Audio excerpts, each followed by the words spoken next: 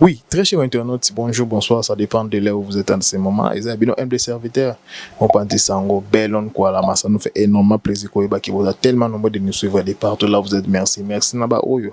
Parce abonner à tous les temps, merci, naba, oyo, bah, comme la bis, naba, commentaire, naba, Facebook, naba, WhatsApp, et na senga, tout sur la peine, naba, commentaire na YouTube, et ça va bien pour notre algorithme, mais il y a chaîne.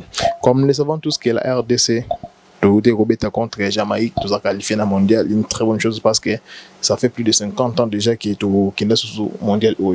En tout cas, c'est ça qui fait tout le monde dans Boka, tout le monde est sur l'équipe et ça lui plaisir ma casse. Ce soir, ils ont moins des sujets ça fait très important tout sur là. Ils ont arrivé à un nouveau joueur, dans le bêta pour la RDCT. En tout cas, c'est une très bonne chose parce que beaucoup de gens beaucoup de gens pour m'atteindre pour ça na bango ming bazo ba ndolo benongeza ba rimer mais c'est qui est vrai que ba joueur wana ba oza na liste de sabre ba o na liste définitive pour personne jouer en tout cas bo ba koza na kati wana ils ont quelques joueurs au citer le parce que bazé belé baza na liste to kotanga bango malembe en tout cas je ferai l'effort et au citer bango nyonso ko sisa bango nyonso mais malembe toko banda kotanga et ça c'est une nouvelle oyo ezo déranger biso na meko mona bande comme sous ba lobelo belango pe lisusu en tout cas ils concernant prime oyo ba le pas na biso bazui pas chef de l'état donc les linges ça c'est dans la famille il y a d'autres choses oyo ils ont beaucoup plus bien ils allaient l'enlever na kati ya ndako banda ba battre parce que toujours préparer mondial to limite moral ba to mususu ekoya ekosala bien te mais moi idée tout mon introduction ya si jango fona yebisa bien pe quand même boza pe na news boy bango makambo nini ozo deka na fédération na biso to na football na biso bo s'abonner bo liker bo partager tant tout le monde partage tant tout le monde qui veut la émission tout le monde va commenter les salariés biso be tout le monde qui nous sommes suivis nous sommes aimés de partout en tout cas merci na ba abonné na biso ya France merci na bino là vous êtes merci mes frères. Et la France, en tout cas, merci Paris, vous êtes au Strasbourg, Monaco, Lyon, vous êtes tellement nombreux de nous suivre, merci, vraiment, merci beaucoup à vous, vous avez monté, et merci à nos frères d'Angola, bon dia, Nabino, Angola, Kampala, Kabushpo, Kabinda, Luanda, vous êtes tellement belé, Angola, frère, merci Nabino, pour vous en tout cas, merci. Na biso bana kin awa merci na Congo na ba ozo ba landa ka biso pe pesa so confiance bengaka merci na ba o bazana Tanzanie merci bazana RCA merci bazana na Amérique merci bazana Asie en tout cas nazo ka appel na bino nyonso nazo mona na boyikota ka appel moto te quand vous m'appelez au moins qui nazo occupé na yambaka tout solo na mona ba SMS nazo mona un message ya msusu kuna ba anglais ba how are you etoki kuna donc merci tout ba non na sujet mongo o el bossa délicat concernant prime nous savons très bien que le chef de l'État promettait de jouer dans le qui va qualifier dans le mondial. Il va première qualification. Tout le monde disait pas bien. Il va première qualification. Mais tout le monde va jouer à qualifier. Le sentiment est immense.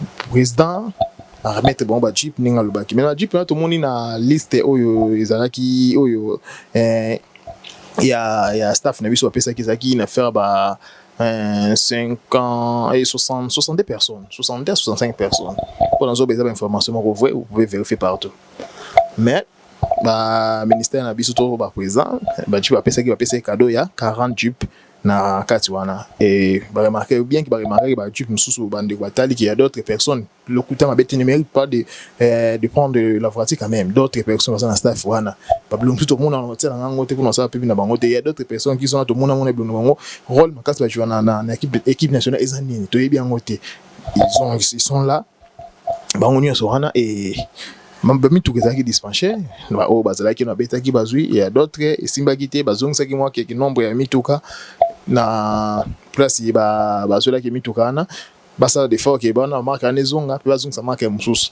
et moi dis o ezonga ki bazongisi non nombre mataki na o yaki en tout cas ameki ko kabola o bazala ki o ba na o ba ilma manger quoi ba cadre bazui ba mituka na bango ba jouer bazui ba cadre na bango et les ceux qui ont été sous na ba prime ba prime ba jouer pour nzamboka pesi bango o eza nazo beza somme moko vrai eza na monté à 3 citame eza 3 250 000 dollars plus 400 000 dollars donc 3 650 000 dollars ezalaki na bakarte na biso nyonso bambemba bameshaki babakambo basolaki na le président de la République, président de la République asepeli na oyo basali abe eza prime ya qualification. Quand on dit prime de qualification, ce n'est pas pour ces joueurs qui ont joué match ya suka, non, c'est pour tous les joueurs qui ont joué babi prime de qualification, parce que bango nyonso baza faire qualifier qui bango nyonso bamemi pierre à l'édifice bajoueur wana. Mais la suite esali biso vraiment pasi oyo tomoni na makambo nyonso eleki wana faso bakaboyeli bambongo na olinga na kota na profondeur te, parce que eza ya biso équipe, eza ya biso bajoueur, il faut te protéger quand même binité na bango. Mais moi je demanderai en ce que bobongisa avant coupe du monde ebanda bomeka kobongisa vraiment ekosala bien, parce que notre coach Aza tellement en colère, il est vraiment mécontent. Il est très mécontent dans la réaction des joueurs Nabiso Basali pour savoir qu'il y a d'autres joueurs au babeti babeti un match éliminatoire mondial comme des Kakuta des Stars Kanto pour babeta qui baza mukoko amale bakalulu nandi baza telme belé combo kimi chichibola bazalaki en tout cas et tous méritaient quand même ceux qui jibé ko kakité na nombre mais méritaient quand même la prime bazo mbongo il méritait, mais façon bon kabwani vraiment tout que ça bien parce que d'autres joueurs bazuité ou ils avaient information bazuité et staff faisait tellement na kanda contre makamwana parce que eux ça ma bongo. En tout cas moi je demanderai na staff nyonso au bon à l'interne avant mondial banda parce que tout lingaté ils en a des camps ka ba joueur na ka ya staff parce que ce sont de mêmes choses où ça là qui même que Flora Ibengi a quitté l'équipe nationale, même Hector Coupé a quitté l'équipe nationale. Ba division oyo et en même temps Sébastien de Sabre est engagé à Longola qui est écarté ba jouer belé yakala écarté vraiment et belé auto non ba danger ba wana pour ne pas citer les noms, même auto comme ba capitaine de Sabre avait fait tout pour na ko écarter bango. Donc tout ça na pour ça vous allez souder, tout ça na pour ça vous allez uni parce que mondial oyo équipe phase no groupe na biso za prénable ya ngo prénable à part Portugal où aza vraiment favori hier ko gagner biso mais des dernières journées pesali ou surtout ça match na fois na Portugal match contre Colombie ali match contre Ouzbékistan ali donc ça pour moko bon beta balle na minute ba beta balle na terrain et nous avons aujourd'hui des joueurs binationaux qui sont des professionnels. Un joueur comme Chancel Mbemba azana qui est titre monté devant peut-être Ronaldo parce qu'Abeti n'a pas Neymar, Abeti n'a pas Mbappé, Abeti n'a pas Messi. Un joueur comme Wan Bissaka, parce que même club on a United na Ronaldo. Des joueurs comme des Toanzebe qui jouent à Burnley. Abeti des compétitions, des joueurs comme des Maswak ou des joueurs qui jouent des Europa League. Donc nos joueurs n'auront pas la frousse devant ces joueurs-là. Donc ce sont des poules où ils sont vraiment prenables. Vous allez bongisa entre bino to bongisa parce que mondial de joueurs calamite tout ça pour ça unité wana po et ça la biso bien makasi. Si j'ai un peu qui l'arrivée de nouveaux joueurs, en tout cas liste il y a Sébastien Moulaye, mais les noms à retenir c'est d'abord Seni Mayolo. En tout cas quelque chose de très important et ça lui bien. Et ça lui bien parce que c'était d'abord des rumeurs, bande rebelle ba commis c'était des rumeurs, mais on voulait vraiment avoir de précision pour nous annoncer bino. Mais écoutez na autre ça comme recherche.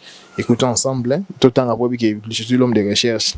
L'actualité concernant Seni Mayolo et la sélection de RDC est marquée par le développement majeur ces derniers jours. L'annonce du choix pour la RDC. Le 8 avril 2026, plusieurs sources sportives ont annoncé que le jeune milieu du terrain de Paris Saint-Germain avait officiellement choisi de représenter la République démocratique du Congo, le pays d'origine de ses parents. Selon ces informations, le suspense aurait pris fin après de longues discussions avec le staff technique des Léopards. De démarches administratives pour l'obtention de son passeport congolais aurait même été initié. Ce serait un renfort stratégique pour Sébastien Desabre en vue de prochaines et séances internationales. Et performance au Paris Saint-Germain, le joueur prend une dimension de plus en plus importante au sein du club parisien. Ligue 1, il a disputé 19 matchs. Cette saison, inscrivant 3 buts et délivre 4 passes décisives. Ligue des Champions, il a tout à 9 apparitions. pour 2 buts marqués, confirmant son statut de pépite du football européen. Si l'enthousiasme est immense chez les supporters congolais, suite aux annonces de choix définitifs début avril, il convient d'attendre la confirmation administrative finale. Sa venue représenterait l'un des plus gros coups de fouet de la République démocratique du Congo pour renforcer son milieu du terrain. Une très bonne nouvelle. Nous sommes tellement contents, nous sommes tellement joyeux. Koyoka nouvelle one, en tout cas, merci Séni parce que tu as reconnu la terre de tes ancêtres. Et ça, les bisous bien. Il y a des joueurs, il y a des jeunes joueurs dans notre équipe nationale. Où vous parlez, vous causez. Et ça, vraiment, une très bonne chose quand nous voyons des choses pareilles. Quand nous voyons des choses pareilles, des acceptations, d'abord, je me assez pour l'équipe nationale, et bien savoir que ça se voit que l'avenir est vraiment serré dans le football congolais. Bien que c'est un discours football interne, bon, parce que ça ne va pas, nous devons nous dire la vérité. Ça ne va pas dans le football interne, des infrastructures, les déplacements, donc ça ne va pas. Donc, ministre, coup de chapeau déjà dans la qualification parce qu'on méritait. Bon, ça football à l'interne, et vous en avez bien. Il y a d'autres joueurs aussi. On va dans la liste, en tout cas. C'est que nous devons savoir, Fimiko Poulou a commis tout prêt à porter l'équipe nationale. Il y avait des petites choses là à l'interne où c'est qui va arranger. Et Makamouana nous surtout c'est vrai. Jusque là ils ont qui tourne ma casse. Donc nous sommes tellement contents de savoir tout ça et séance à venir au préparation match amical l'équipe nationale toko mona bango c'était vraiment des nouvelles où il concernait basé bien la liste mais na bonne cité D pour ne pas abuser de votre temps to ba nokene bongo bon partager bon liker bon aimer mission c'était votre frère Belon Kwalama on prend des sango. Comme je vous l'ai toujours dit, nous avons notre agence BK. Notre agence BK, nous faisons presque des choses très très professionnelles. Nous faisons des événements, des services de professionnels. Photos, vidéos, vous pouvez confiance, vous faites, vous mariage, vous day, vous clé, vous sport, vous conférence, vous pouvez confiance, vous ne serez pas déçus. C'était votre humble serviteur, Belon Kwalama, tout le temps, nous avons bonne chance au départ. Nous avons pour la préparation et pour le choix, il y a des joueurs. Merci.